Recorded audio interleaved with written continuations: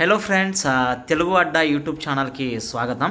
So మొత్తానికైతే తెలంగాణలో కొత్త రేషన్ కార్డు సంబంధించి ఒక కీలకమైన అప్డేట్ అయితే రావడం జరిగింది. సో మనం తెలుసు కదా, ఎప్పటి నుంచో మనం ఈ కొత్త రేషన్ కార్డుల కోసం 10 ఏళ్ల నుంచి దాదాపు 10 సంవత్సరాల నుంచి కొత్త రేషన్ కార్డుల కోసం అయితే మనం వెయిట్ చేయడం జరుగుతుంది కదా.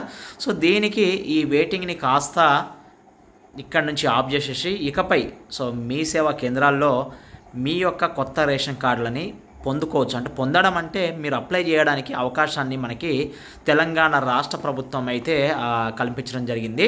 సో కొత్త రేషన్ కార్డులో మీ యొక్క పేర్లని అంటే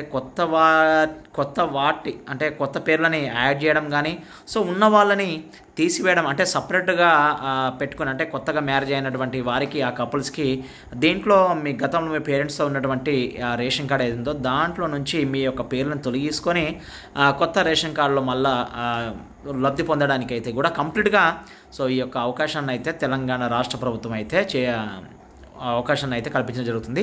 రేపటి నుంచి డైరెక్ట్గా మీరు మీ సేవకి వెళ్ళి దానికి సంబంధించి ఆ రేషన్ కార్డు సంబంధించి అప్లికేషన్ ఫామ్ తీసుకొని మీ యొక్క డేటాని అంతా ఫిల్ చేసేసి దానికి ఏ డాక్యుమెంట్స్ అప్లోడ్ చేయాలి, ఏ డాక్యుమెంట్స్ ఉండాలనేది మీ జిరాక్స్ కాపీ ఇచ్చేస్తే మీ సేవా కేంద్రాల్లో టైప్ అయిపోతుంది.